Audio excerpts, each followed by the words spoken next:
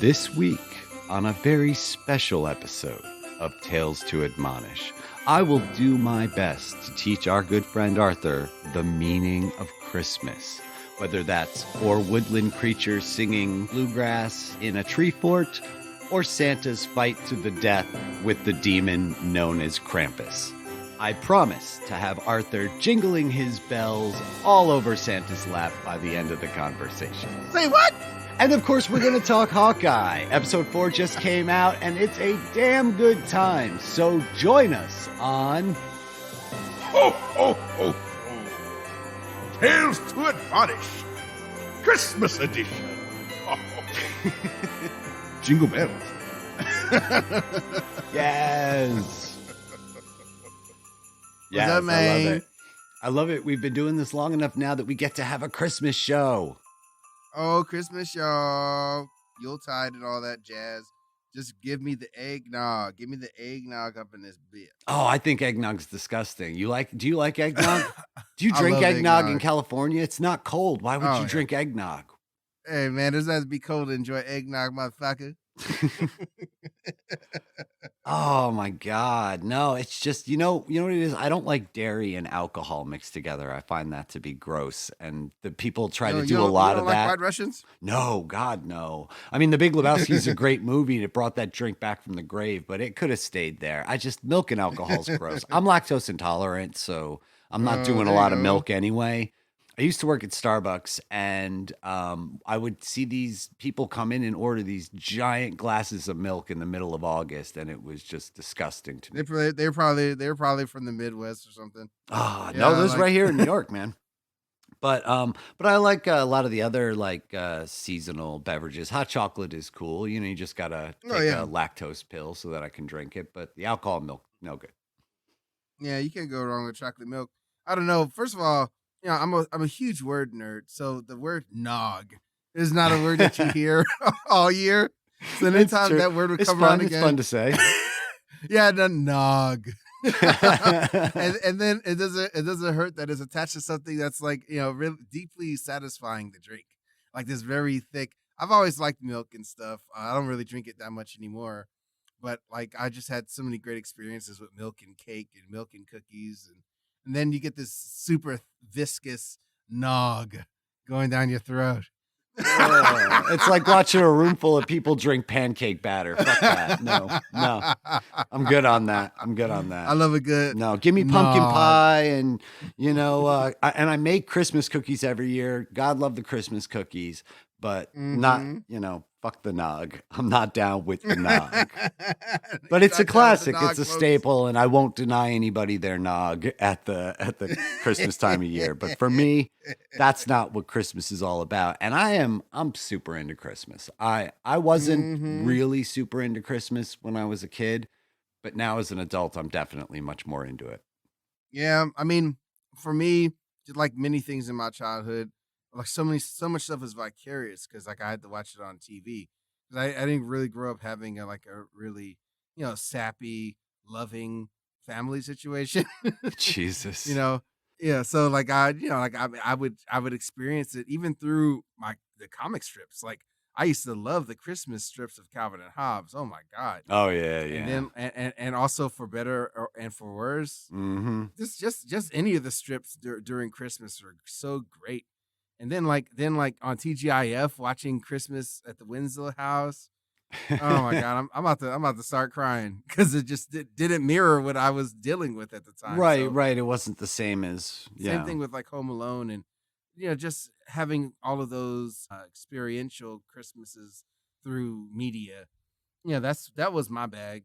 Yeah, and I think you're right. You know, when we talked about it earlier and we kicked around the idea of doing a Christmas episode, one of the things that came up was that maybe you don't embrace Christmas as much as you might because so much of what people like about Christmas and is experiential about Christmas for them is related to their childhood. And if you don't have those formative memories, embracing a particular movie or a particular song or a particular feeling around the season, then it's tough to then later in life find that nostalgia because it just isn't there. And all of your nostalgia is through media.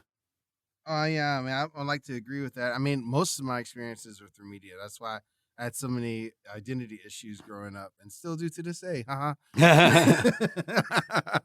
But yeah, but I mean, there's nothing like that sort of cheer. Anything that kind of cuts through American cynicism, and it's usually our holidays. Well, that's the Like thing I love about Christmas too, is that it cuts through that however, cynicism. yeah, however vapid our holidays are, and capitalistic and what have you, It is. there's still like there's a lot of beauty just with the songs and the cheer and everyone kind of doing the same thing at home. Like, Yeah, yeah. everyone's not doing it because there's plenty of people going to Chinese restaurants Oh yeah, yeah, during yeah, these yeah. holidays. Yep. That's Rachel's family's tradition, is to order Chinese food on Christmas Eve. That's there because everyone's so busy that you don't really have time to cook unless it's like it's one of two things. It's either the meal you make is the biggest, most elaborate meal you might make all year, or it's fuck it, let's get Hmm. some Chinese food. We've been wrapping presents for the last 3 hours. It's really, Right. there's no in between. Nobody's like just making fajitas on Christmas Eve. But like that's why um, I wonder, if you had those experiences that that you don't embrace it more. You were saying like you don't have a lot of Christmas. You don't have a Christmas tree. You don't put up any decorations of any kind. If I'm to understand that correctly. well, the thing is, I've also worked in events of like for holidays and just parties for the past 15 years. So I'm usually always working on a holiday. Are So you are like you I Black mean, Santa, or what are you doing on the holidays? yeah, I'm Black Santa often.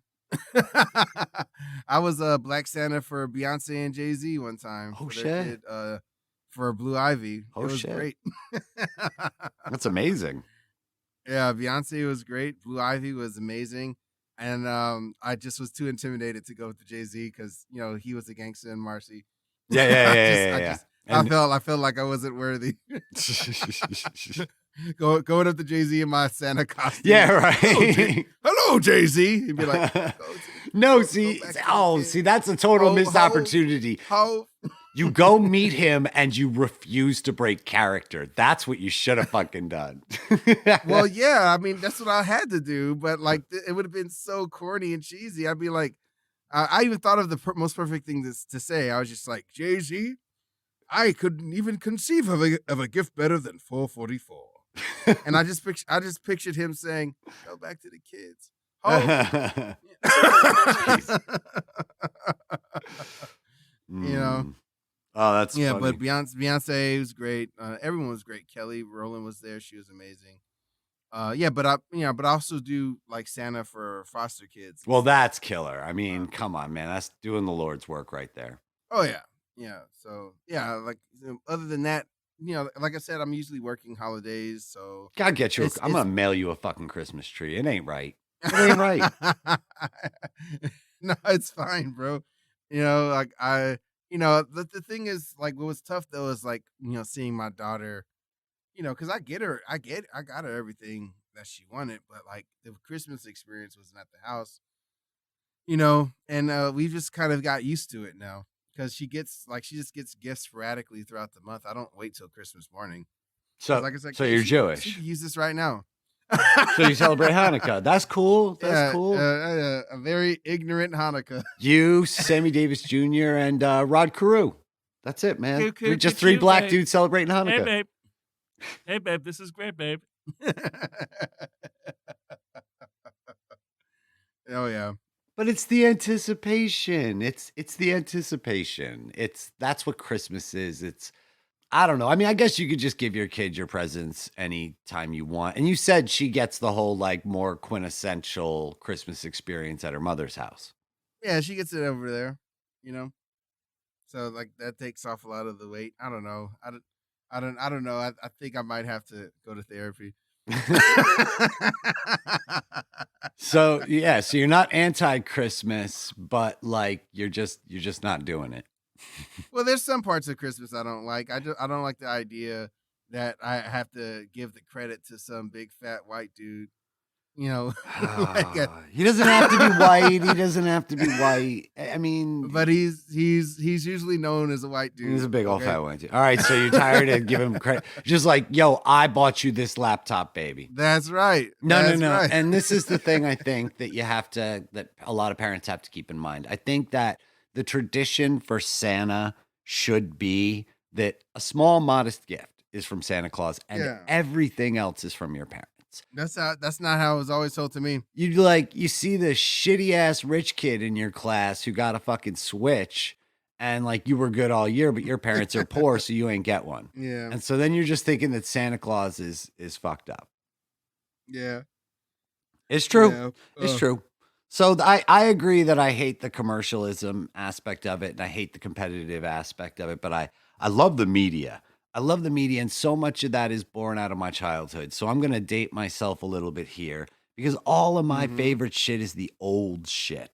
Boris Karloff's Grinch, Rankin and Bass doing Rudolph the Red-Nosed Reindeer and the Frosty animated movie, a Charlie Brown's Christmas, A Christmas Story. Like, oh my God. Those are my jams. Yeah, I mean, I was Charlie Brown in high school, so like, all those cartoons. Let me say more context. I was Charlie Brown in a play in high school. You're just living your life as you said you had identity issues. You're like, that was that year I lived as Charlie Brown. So all I have to say is just like all the other strips that had Christmas strips, like, watching the Charlie Brown Christmas special or Halloween special every year was always great. When Grinch or any of those things that came on, I was just loving all of that up, Oh, me too. The Charlie Brown Christmas thing. Time is here. Do you know that Schultz really didn't care for the Vince Guaraldi soundtrack? He really wasn't very much into the jazz soundtrack for it. He didn't think it fit the special, but time has proven that he isn't right about everything. Although Peanuts was a masterpiece, but when I was a kid, and even now to a certain degree, my favorite part of that special was when Linus basically comes out and shuts everybody up and goes through the true meaning of Christmas as it's represented to Christians. Because, for what it's worth, I grew up very churchy. We spent a lot of time in church. I was in youth group. We did a lot of church stuff. And so the commercialism of the holiday gets to me, I think maybe even just a little bit more because like the quote unquote, for someone who's Christian like me, true meaning of Christmas, which is Jesus Christ's birth and blah, blah, blah, and all that sort of stuff, it rings a bell when you get that moment where Linus just quiets the cacophony of stupidity with just the truth. And so I always really had a soft spot in my heart for that particular one. But the best one, the best special of all, you haven't seen it yet, even though I sent it to you, is Emmett Otter's Jug Band Christmas, directed by Jim motherfucking Henson. 1977. There are people listening to this podcast. You're like, Emmett Otter's what the fuck? Yes, exactly right. Emmett Otter's Jug Band Christmas. It is a musical Muppet movie. It was the proof of concept for the Muppet movie in 1979. And then later on, the Muppet Caper in 81. So this was Jim Henson basically getting a little bit of money, doing about 45 minutes. And it's a musical, and it's all like country Ozarks quality fucking bluegrass, and it's crazy. All the music's written by Paul Williams, who wrote The Rainbow Connection, which you could do nothing else your entire life. That's all you need to do. The lovers, the dreamers in me. You do a good Kermit. You really do. But he's also the Penguin in the Batman animated series, which is crazy. Oh, he does a lot of voice work and he does a lot of DC voice work, but the music in it, it's old-timey bluegrass music. I get it. What you have to do is you have to watch this thing as a time capsule. And I just remember as a kid, you get these 4 woodland creatures who come together to form a band and compete in a talent contest to win money to buy Christmas presents. And they have to go up against the River Bottom Nightmare Band, which is like this glam rock 80s freaking in the 70s band, headed up by a bear that looks like he could be in Kiss or something. The whole thing's insanity and beautiful and wonderful, but that's my favorite like classic Christmas movie for me. What's yours? Classic. Let's see. I mean, if we're talking about super classic, I always go Christmas Story because it's just so great. It's so funny. And they always run the marathon on Christmas Day. So like it's just you could just put that shit on the background for the whole damn Oh day. heck yeah! Oh heck yeah! You gotta put your eye out, kid. Do you know the kid from that went on to become like a porn actor or something? The kid, I thought he became a lawyer. No, Yeah, no, I no, might no, be no. I'm thinking sorry. about- I'm sorry. I Not think him. I'm Not thinking him. about Chunk. It's the kid who gets his tongue stuck to the pole. Oh, you know what? I actually met him at a bar, and because he did that Postal movie with wow, what's that German director that did a bunch of bad movies? Uwe Boll. Okay. Yes. Yeah, I talked to him. So he does porn too, because he He was still did doing one. movies for a while. He did one adult film, as I understand it, because he needed the money. Wow, man. Oh yeah, but Oh, my that's God.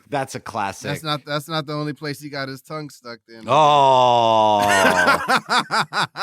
And now we get the little E on the corner of this episode. No, those are classics. Those are absolute classics. I mean, of course, the Peanuts one. Frosty the Oh, yeah. Snowman is amazing. What's really funny about that is that Frosty the Snowman, for most of us who are 30 or older, is voiced by a guy named Jackie Vernon. Even if you don't know who he is, you know his voice. He's Frosty the fucking Snowman. And years later, he would go on to do a terrible, terrible horror movie called Microwave Massacre. And he says the most incredibly fucked up shit in this movie. And I just would sit back and watch this movie with my eyes closed. And him talking about murdering his wife and microwaving her body in Frosty the Snowman's freaking voice is one of the most my surreal God. experiences you'll ever have. Because if you grew up every year, that was Frosty the Snowman. Jackie Vernon is Frosty the Snowman. As much as Burl Ives and Mariah Carey are the voice of Christmas, Jackie Vernon will forever be Frosty the Snowman. So watching Microwave Massacre with him as the main, protagonist, fucking hysterical. So go watch all that stuff. For modern stuff, I mean, I think the quintessential classic modern Christmas movie for me anyway is Elf. That's one of the only ones I don't sit down and watch the Christmas Chronicles, although freaking Kurt Russell is stunning. He looks like the most badass Santa Claus. I want like a Santa Claus action movie starring Kurt Russell in the worst way. Just looking at the Netflix teaser screens for the Christmas Chronicles. But I'm not usually one for something like that's overtly Christmas. I like stuff that's wacky happening around Christmas. So like The Friday After Next to me is the perfect background Christmas movie. I love The Friday After Next. Did you see Adam Sandler's 8 Crazy Nights? 8 Crazy Nights. Rachel and Melissa and I were just talking about that the other night because, there's not a lot of overtly Hanukkah themed popular culture stuff. And I really thought that 8 Crazy Nights, like it had such a beautiful Don Bluth feel and it's really earnest. And I really enjoy 8 Crazy Nights. I think it's fun to shit on it, and I think people, Adam Sandler and all that, but I think it's fucking great. Oh yeah, I haven't seen it since I saw it in the theater. Oh, you saw it in theaters? That's cool. I bet that looked great, all big, and like everything's so warm in that. It really feels like Don Bluth. I don't know if Don Bluth produced it, but it fucking damn it doesn't look like it. I love it. That's a fantastic one. If we're talking about Christmas stuff, I have to rattle off a couple of. First of all, Just Friends with Ryan Reynolds. Yeah, Ryan Reynolds, and Amy Smart and Anna Faris. Yeah, it's a movie where Christmas is definitely just in the background. Sure. And it's not just about Christmas. And I kind of like those because it's just kind of like a novelty in the movie. It's the same thing with the Shane Black movies with Kiss Kiss Bang Bang. Where it just provides a setting. All of his movies have that Christmas setting to it. Fair enough. Now you had mentioned that you also kind of enjoyed the Santa Claus movies. I wasn't into those. Yeah, I was like 14, 13 at the time. Okay, that makes sense. And I just was enjoying those because, like Tim Burton was huge at that point. Like You mean Tim Allen? Tim Allen. What did I say? Tim Burton. Tim Burton. I wish Tim whoa. Burton had made the Santa Claus. Oh my God, that'd be great. Yeah. Tim Burton presents the Santa Claus. No, Tim Allen. Yo, what a Freudian slip. Yeah, Tim Allen was huge as Buzz Lightyear and Home Improvement. So True. I was definitely following whatever he was doing at the time. And those movies, it also had David Krumholtz in it. I love David Krumholtz ever since Life with Mikey with Michael J. Fox. Oh Which yeah. kinda Oh, you know what? It has a Christmas bent to it too. Yeah, it does.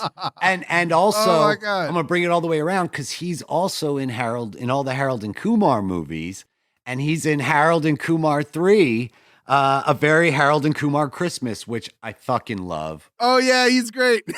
He's amazing. And then when he converts to Christianity and he adopts a child and names him Christian.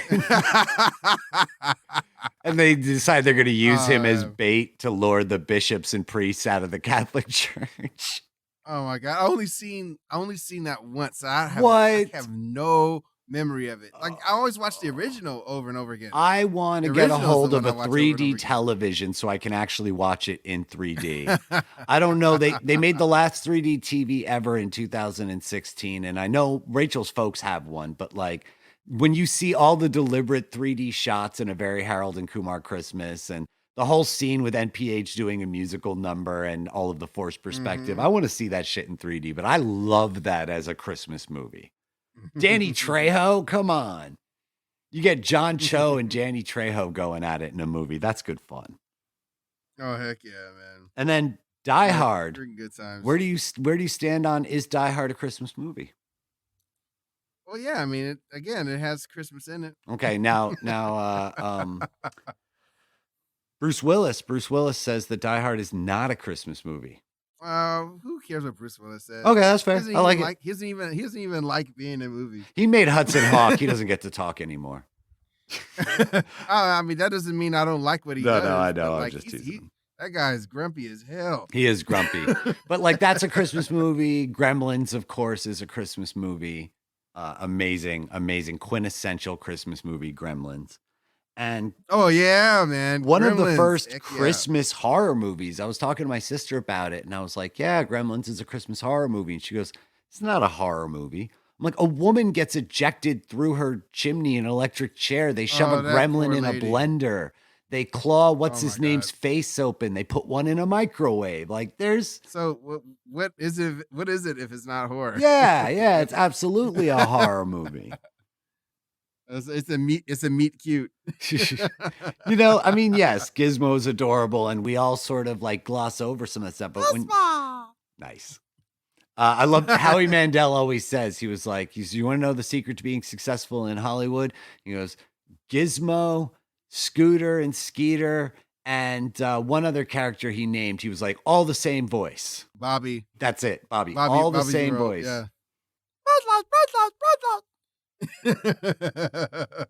So get paid for those. But yeah, that's definitely a Christmas horror movie. And I love Christmas horror is my favorite kind of Christmas movie because I love horror movies and I've worked in the Halloween industry and I love that shit so much. Oh yeah. And I love the juxtaposition of the happiest time of the year because you get this upbeat major key seasonal music that's always about feeling good while somebody's hacking zombies to pieces or fighting for their life. And I just find all of that so ripe for comedy and so ripe for like juxtaposition that I absolutely live for horror comedy, Christmas stuff. And I was watching a bunch of it. My brother came into town a couple of days ago. We did like a little mini marathon and we busted through like 5 movies in 2 days. It was great. Mm-hmm.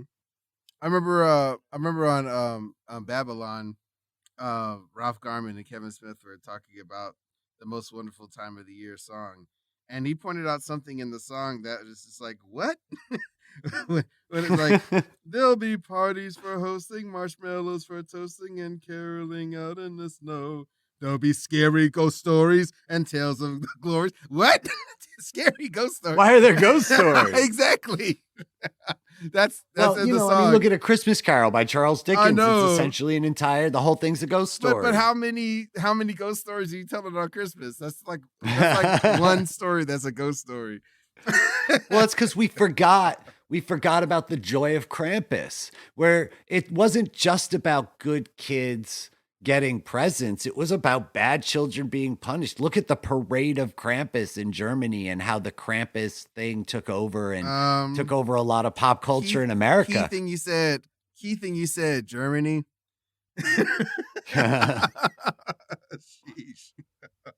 They've come on, they've relaxed a lot in the last 80 years. Give them a break. That's how it's just an angry sounding language. That could be something beautiful. Yeah. That could be like happy birthday. No, You don't know. that means I love you. Yes, but what I love from them is that they gave us Krampus, because I love that shit. Mhm. I have Krampus stockings, I've got Krampus ornaments, and I love the idea of beating bad children. I think you should hit wicked children. No, good children don't get hit, but wicked children get beat with rods and canes, according to Krampus, and tossed in a fucking sack. You said that really quick. According to Krampus. According to Krampus, I would never hit. I don't own any children, so I can't hit any children unless they attack you. If it's like an Omen situation, then you hit kids. But Oh God. in most normal life situations, don't hit children. But Krampus do what the fuck he wants.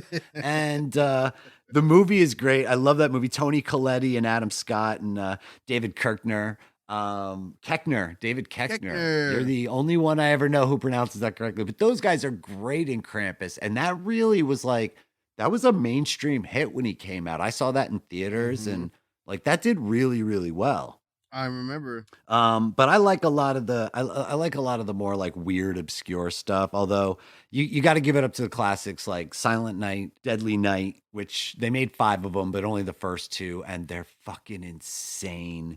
Silent Night, Deadly Night, basically a kid, his parents get murdered by Santa Claus. And so he grows up with this aversion to Christmas. He gets a job at a toy store.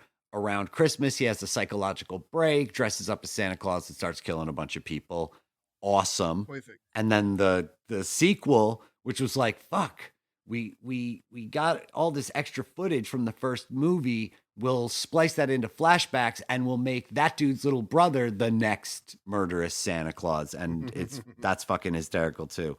The funniest freaking Christmas horror movie there is, though, has got to be Santa's Sleigh, hands down. Mm-hmm. The wrestler, Bill Goldberg. Now, you've never seen this, right?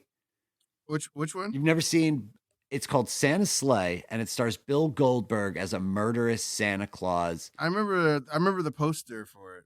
Okay, so even if you don't want to sit down and watch this whole movie, you must watch the first 5 minutes. The first 5 minutes is Bill Goldberg dressed as Santa Claus murdering a family dinner where you have a bunch of shitty socialite family members. They are played by James Caan, Fran Drescher, the what's his name from Saturday Night Live, Night at the Roxbury, the shorter of the two guys, not Will Ferrell. Chris Kattan, the Noxema girl, and somebody else. And in any event, Goldberg mercilessly just works his way through this family. He stabs James Caan, Oscar winner James Caan, in the hands with turkey forks, and then murders him. It's the craziest thing. It's so crazy. And I love it so much. He goes to a Jewish deli and kills the deli owner with a menorah. Oh God. Which, staying on theme, which is fun, but it's a lot of the other acting in it is it has a whole claymation fucking sequence that it goes into. There's no describing the insanity that is this movie. So Santa's Sleigh, 2005, Bill Goldberg. Mm-hmm. It's the fucking best. That is the funniest shit. Cadaver Christmas is also hysterical. I love that title. The title is amazing, and this is a really low budget Christmas horror movie, but the writing is excellent, and that's what saves it. The dialogue is hysterical through the whole movie. There's just one scene where a guy gets injured in a zombie attack, and there's a dude who's been fighting off zombies the whole day, and he's been wiping all through the movie. He's wiping blood off of him with this rag in his pocket. So the guy's been bit, and they need to stop the bleeding. He gives him the rag, and they tie up the wound. A little bit later on, he kills another zombie, gets blood on his face, pulls a perfectly clean folded neckerchief out of his pocket, unfolds it, and wipes his face down. And the dude who's got the wound is like, wait, you had a clean one? Because he's got this filthy zombie blood covered rag stopping his bleeding. And like this dude pulls out a perfectly fresh handkerchief and wipes zombie blood off his face. It's just like all tongue in cheek, like weird little jokes like that. And it's a hysterical movie, but it does have the best title ever. And then Netflix put out, Better Watch Out, which has a great twist at the end and really was a nice addition to the current horror genre. And then Black Christmas, which was one of the first slashers. I mean, it actually predates Halloween and was Margot Kitty's first major motion picture role. Margot Kidder's first major motion picture role. And I actually saw this at a live hosted showing at the Alamo Drafthouse with Joe Bob Briggs, and it holds up. It's great. A lot, by current standards, it's a little slow, but it's 100% Christmas. Have you ever seen any of the Black Christmases? No, I just remember them. You definitely seen a lot more of these than I have. Well, you know me. I'm a horror movie completist. I love all this stuff. Oh, yeah. I was trying to watch, there's a really well-regarded one. It's a Finnish movie called Rare Exports. And it's about basically Santa Claus being evil. He was frozen in ice. They inadvertently let him out and he attacks a small Finnish town. And I was trying to do a bunch of things at once, so I couldn't quite watch the subtitles, and there's no dubbed version of it. So I didn't get through it. But I've heard wonderful things about it, and I've been meaning to watch it. It's just usually I'm trying to do two things at once, but there's so much good stuff. You got to watch this stuff, and you got to watch the stuff I sent you. Emmet, Otter, watch that shit. Yeah, I love a couple other honorable mentions. The Ginger Dead Man, starring Gary fucking Busey. Oh, God. Gary Busey. Gary Busey, what's going on? Yeah. During one of his especially low points, of which he's had a couple, and he took the job as the murderous sentient gingerbread man, the Ginger Dead Man. He only voiced the first one because there's like 9 of these out there. Don't thinking that this became Gary Busey's next passion project. It wasn't, but he did the first one, and it's fucking madness. Jack Frost, which is amazing because there was also that Michael Keaton family movie called Jack Frost, which I'm sure creates a lot of confusion on streaming night. Because the Jack Frost horror movie is about a serial killer who, through a scientific experiment, gets merged with a snowman and then can attack people as a murderous snowman. The funniest shit, though, is that this was clearly filmed in California, and there's all this cotton snow that it looks like they just move around. By the end of the movie, it's just getting dirtier and dirtier and dirtier. There's like no money to make this fucking thing, and they could only afford so much fake snow. And you watch this stuff just get filthier as the movie gets on. It's fucking hysterical. But that's one of those so bad it's good things. Don't go into that looking for a quality movie. It's just insane. It's not a quality movie. But yeah, those are definitely some of my shout outs. Oh, and A Christmas Horror Story. That's a Christmas horror movie starring Bill Shatner. And the whole movie ends with Santa Claus dueling Krampus to the death after he's killed an army of zombified Christmas elves. But Bill Shatner, it's an anthology. It's an anthology movie, which I love. And Shatner does the turnaround. So he does this bit where he's a radio announcer doing an evening show, spinning records on Christmas Eve. And he cuts between all the different segments, and he's freaking hysterically, gets drunker as the night goes on. And he has a whole existential crisis. What does Christmas even mean? Why do we do it?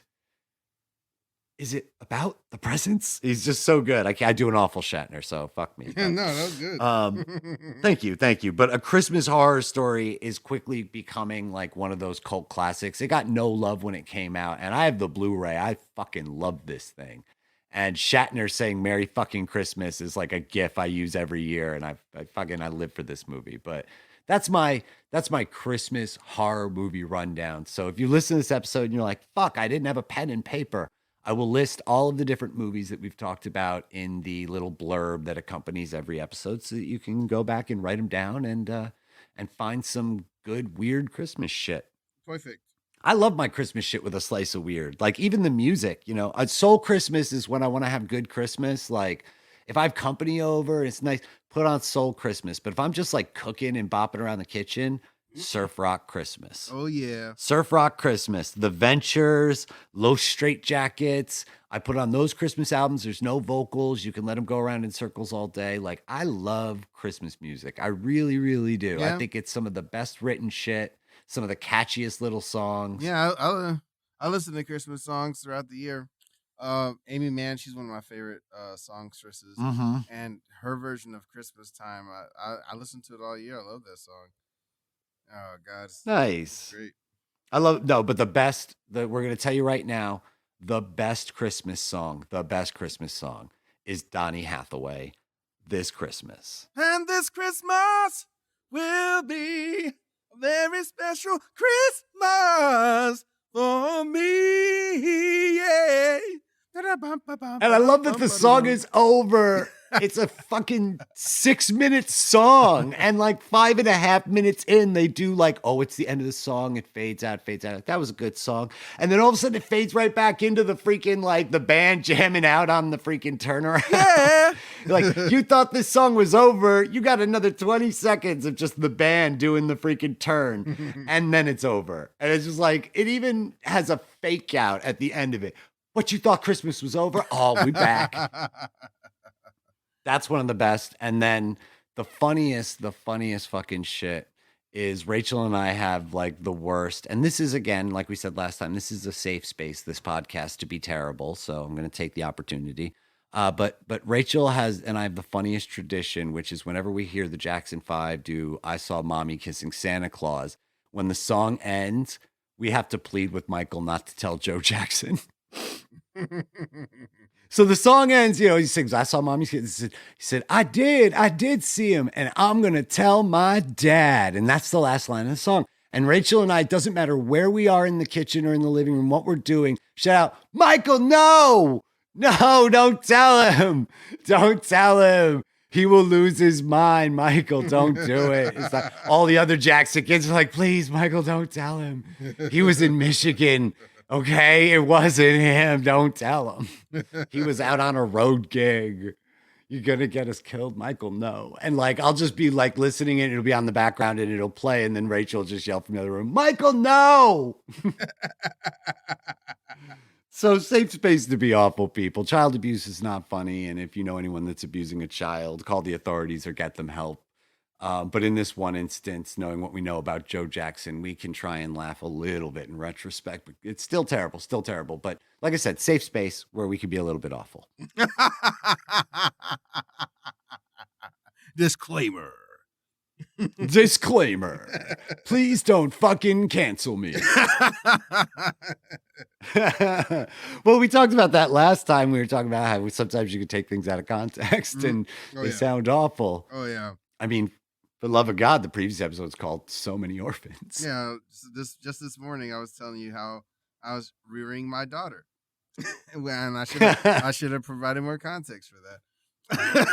Well, it was just an odd response to what are you doing this morning? What have you been up to this morning? Oh, I talked to Fatma for a little bit and I did this and I was working on this thing. I was rearing my daughter. And I was like, is that an active verb? Like, is it that a few hours out of the day and the rest of the day she's raised by fucking wolves? What's the statute of limitations on rearing your daughter? And you're like, don't say it like that. Like, you're the one. You could have said raising. You could have said I was busy or disciplining or whatever you do or whatever you do. But rearing was a weird fucking word. It's an odd use of the word. That's a long-term verb.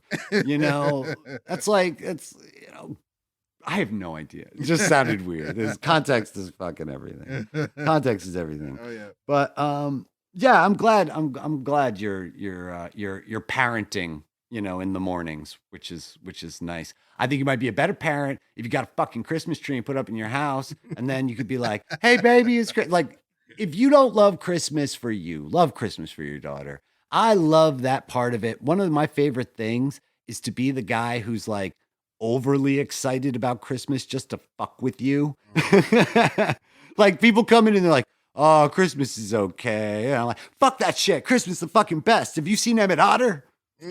I have 2 Christmas trees. I'm putting lights up. I got lights on my gutter. I bake cookies. I do the whole thing because it's about making the season special for the people around you. We talk about all these movies and all these music and all this music and all these things we enjoyed when we were children, and we just want to share them with the people we love and use them to make what little time we have on this planet special. And that's what Christmas is all about. So if I leave you with any message, it's to say that get super into Christmas, if only just to embarrass your daughter.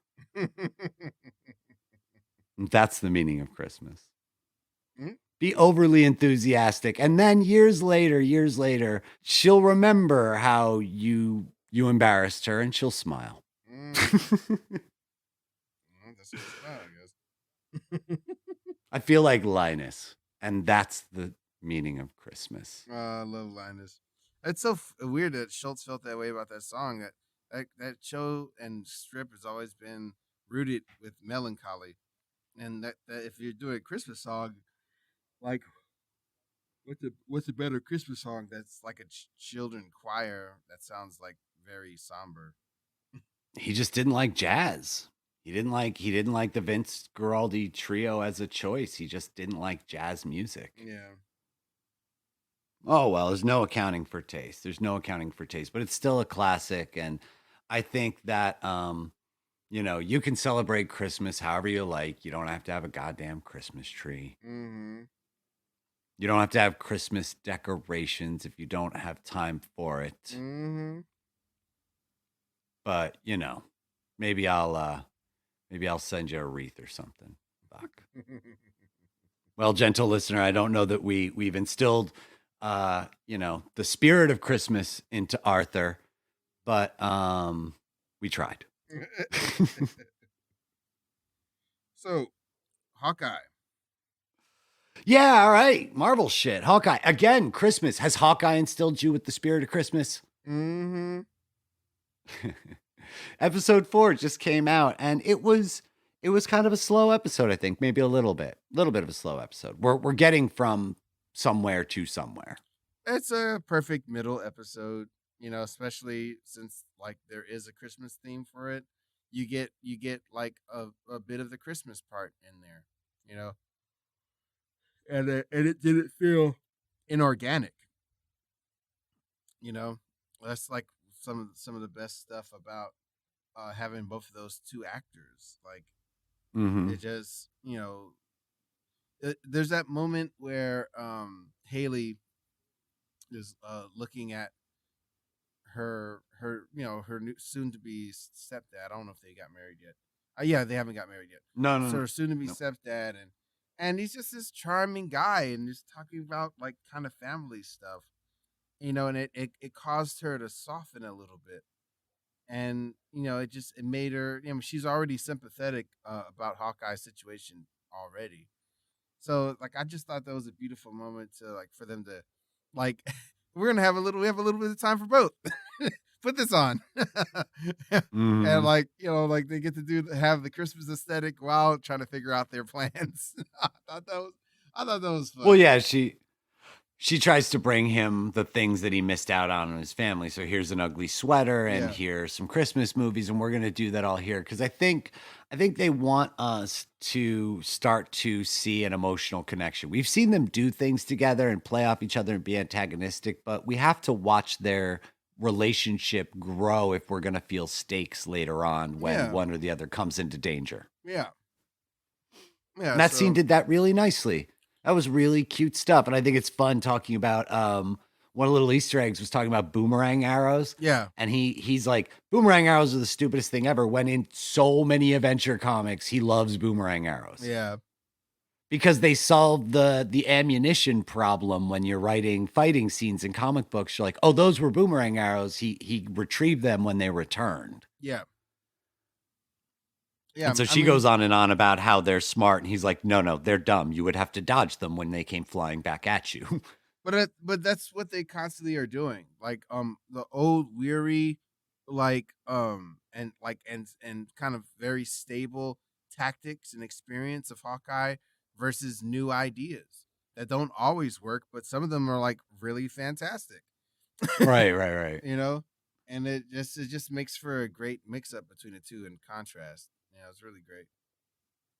Yeah, I think we use this episode to watch their relationship grow. And then, of course, the whole thing gets divulged to Kate's parents, or her mom and her stepdad. And so all four of them sit down and have a conversation about superhero shit. Yeah. And you could tell she don't want an Avenger in her house. Oh yeah. She's up to some shady shit, and she don't need the Avengers poking around. Oh yeah, she's super shady, man. Yeah, I'm wondering who actually was wearing the suit, because I don't think it was Hawkeye. I don't think it was Hawkeye. Right now they're already showing that it could be three possible people that could have been in that suit to kill Echo's father, and I don't think it was Clint. I like the idea that it's the mom. I hope it's the mom. I hope so. I hope it's Vera Farmiga. I think that's the best one. I think it's the best choice. That'd be the if it's biggest her. surprise, like out of all of it, Because it would make perfect sense that if you have a guy like Hawkeye running around murdering mobsters, if you are a mobster, you could knock off quite a few rivals without ever getting detected. You just have to dress up like this dude, and no one will ever think that you had anything to do with it. You just tell them, yo, I'm scared too. Exactly. Yeah. And so I think somebody used that. It's a great story point. I hope they go with it. Although if they don't, they don't. If it's Hawkeye, it's Hawkeye. Yeah, I don't think so. I mean, because we'll see. There would be no going back for Echo. Like, she would have to kill Hawkeye. Maybe. Again, I was talking before about stories of forgiveness. I don't think she'd have to kill him. But we don't have enough episodes for us to forgive Hawkeye for something. Yeah. Well, it makes the most sense that it was somebody in the Kingpin's own circle, because he's working for the Kingpin. So if she finds out it was somebody else in the Ronin suit knocking him off for whatever reason, that makes that gives a reason for her to become a superhero after being a supervillain. Yes. So now she's like, oh shit, this organized crime ring that I gave my life to is actually what murdered my dad. Now I'm taking Kingpin down. Exactly. And it also enables her to ingratiate herself into Daredevil's cabal. Yeah, it's the cleanest path to that end. I think you're right. I think that is the absolute cleanest path to where we know this franchise is kind of going. Mm-hmm. That's how you get there. I like it. That being said, like, we get like some really great intrigue as Kate heads over into Echo's apartment, and we have that flashing light, and like, oh my God, what's that gonna do? And then we get like I got confused at first because I'm not really quite sure what Echo's powers are, because I never read the comic arc. So when Clint gets attacked and she's fighting Echo, it's like, can Echo like make a double of herself? It's like, that's what I thought, because like when he said, "Or who am I fighting?" Because like I thought he was looking at with Echo. a name like Echo, it makes sense that might be something, that there could be two of them. Yeah. So no.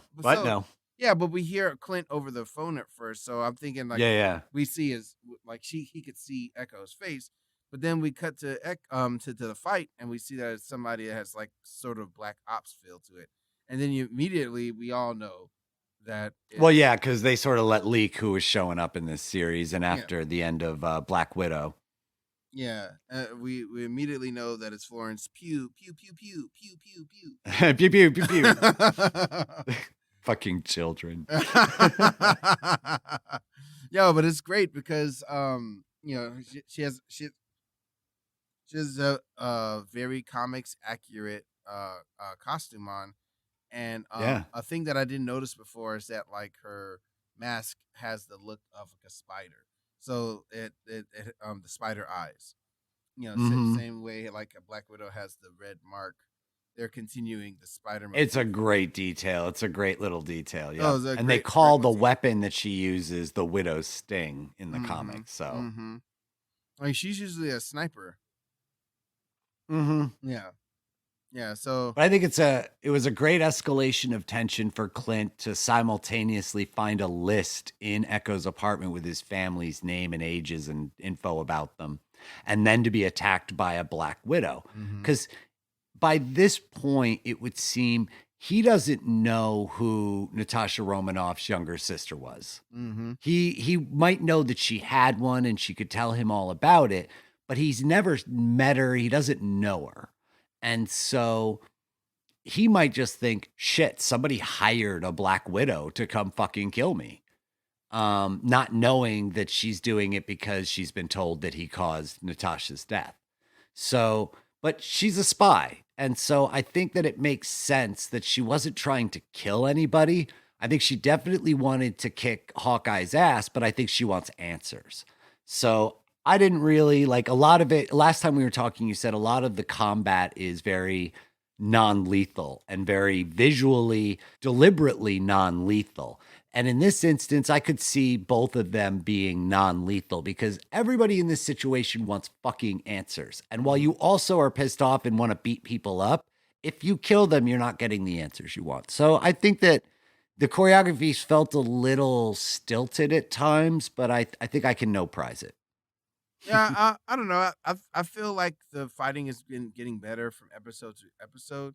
I mean, That's true too. when you look at Yelena Belova's like fighting style, it's so different from anything that's been in this series. Like she definitely has her own Black Widow style of fighting, Hmm. and yeah, I think I just think it's getting better and better. Um, uh, the other thing I wanted to mention though is that we're getting even more intrigue with uh, Clint's wife. Because like this is the first time she's been letting on that she's not just some mother. So like she spoke like two languages and is able to like track things down faster than Kate can, who has like a crazy security company. So like they might be setting up Mockingbird. That would be interesting. I guess they had a relationship in the comics, right? We had a They were thing with a married. character named Mockingbird. Oh, They were I married. didn't recall that, but there Yeah. you go. So then that would make perfect sense because right now we get a heavy dose of her as the guy in the chair, the girl in the chair. Mm-hmm. She's his tech and his backup and his info. And yeah, she's definitely good at stuff that we wouldn't have. We were always just presented with her as a housewife, but Yes. Yes. she probably worked at Shield. That's probably where they met. Yeah. So the other Where thing, else is he going to meet someone? well, yeah, and then the other thing is like the family being in hiding and stuff, and then also like there's this whole thing about the watch, which I was pretty sure was Tony Stark's watch. Yeah, But it's been the MacGuffin the whole series. yeah, but I've been looking at some stuff online, and they were kind of pointing that watch being his wife's watch as well. So well, Hmm. we'll see. We only have 2 episodes left. It's crazy. I was hoping that this one would be like 8 episodes because it doesn't seem like it's terribly expensive to shoot. You know? Yeah, no, I guess not. I guess it doesn't cost too much. I mean, you're paying a lot for the actors in it. I'm sure Jeremy Renner and Yeah. Vera Farmiga aren't coming cheap. Yeah. But no, 6 episodes I think will be all right. Also, I think when you theme something to a holiday, that that aspect of it can get a little bit tired if you run too many episodes on it. So I think if they wrap up the story in a nice, neat, concise, satisfying way, I think 6 episodes is cool because you know me, I hate the 2 hour movie. I hate the 2.5 hour, sorry, the 2.5 hour movie. I like concise, tight writing that gets me to where I want to be, tells me a good story, but doesn't take up my whole fucking life to get through it. So I like the 6 episodes. I'm here for it. You think they have the guts to kill Clint? I think that if he's the Ronin that killed Echo's father, he dies. If anyone else is the Ronin who killed her father, he lives. So yes. But I think he could die whether he was that Ronin or not, because they just would have thought he but was the Ronin. I That don't- would be the heartbreaking thing about it. What I'm saying is, I think that there's a strong enough that Marvel would write a strong enough plot based reason. You know, there's the atonement for what he's done and the ending of his quote unquote, suffering. But he's got a family, and so I think it's going to take a lot to kill him. For the writers to actively kill him, knowing that he has a family. But if they set up his wife as being super badass, I mean, they're gonna keep Jeremy Renner around. no, I don't think they keep him around. I think mean- maybe this is one of the few characters that gets a retirement. There's not a lot of happy endings to go around in the Marvel universe, not very many at all. And if you're going to give somebody, maybe the most unlikely person to get a happy ending, to be able to get out of this, Kate Bishop is the new Hawkeye. She adopts the name, the title, of course, but then he gets to retire in Missouri with his family or wherever the fuck they are. No, I think that'd be man. nice. I don't know. You need a big push. Like a death would be the push. And for several different story markers. Like for Yelena to feel guilt when she realized she was wrong, and to plant that to plant her resolve to be more of an anti-hero as she grows more into the Dark Avengers. And then also, for here's another Avenger that's gone. Where are we when all this crazy stuff is happening? And then for arcs for several characters, especially Kate. Her mentor is gone, and she has to take on the mantle. And then it's just like keeping two Hawkeyes around. And when Jeremy Renner's been around, isn't his contract up? Well, you don't have two Hawkeyes around. He's retired. He's gone. And she can call into him, and you can pay him cameo money to give advice over the phone. And then she goes back to her adventure. But I don't need Jeremy Renner to be Uncle Ben. I just don't. I don't think that Kate Bishop needs an Uncle Ben. I don't think she needs a traumatic death to propel her into a life of superhero dumb. I think her mom will provide that. I think a better thing is her mom dies, and now she inherits all this money and decides that's what propels her into superhero dumb, is to use this bad money for good. And Hawkeye gets a proper retirement. Then the only thing that happens is that Hawkeye gets his wings clipped. He's not able to do archery anymore, or something like that. There needs to be some big loss. He sustains a massive injury. I don't mind that either. I bet you could end this series with Hawkeye's draw hand in traction, and him sitting with his family smiling, happy about it. Yeah. That he can't be a weapon anymore. He's not that. He cannot be that, and being, quite frankly, happy about it. Yeah. So that would be awesome. I don't know. I'm excited that to would see be it. awesome. He can't Put him in anything traction. anymore. Yeah. That's right. He gets an injury so bad that he simply cannot be Hawkeye anymore. Yeah. Because I don't think he wants to. And I think that, but he always feels the responsibility. And if fate could take that weight off of his shoulders, I'm sure he would happily accept it. Mm-hmm. Yeah. Well, there you go. There you I like go. it. Well, shit, if people want to come take a little weight off your shoulders or pat you on the back, that's a terrible lead in. Where are they going to find you? You can find me at www.arthurrubio.live. Also, all the Instagrams. Draw really awesome wow with all underscores. Tales to Admonish, our Instagram page. You can visit that. And also, if you haven't subscribed yet to either our YouTube channel or making us a favorite off of Spotify or Stitcher, you'll go and do that. Tell your friends about the show. That's about pretty much where you can find me. Oh, I thought you were going to ask me. I thought you were going to give me my lead in, but that's fine. I'll do it myself. Hey, you can find me on Instagram at thomas.olton. And of course, do look at our Instagram like Arthur said. And if you like, give us a rate and review on your podcasting app of choice. That will help with our visibility and help other people find us. So until next time, though, you can find us here on... Ho, ho, ho, ho. Tales to Admonish, and to all a good night. Ho, ho, ho, ho, ho, ho, ho, ho. Yeah, we'll use the second take. It's called editing. Look it up.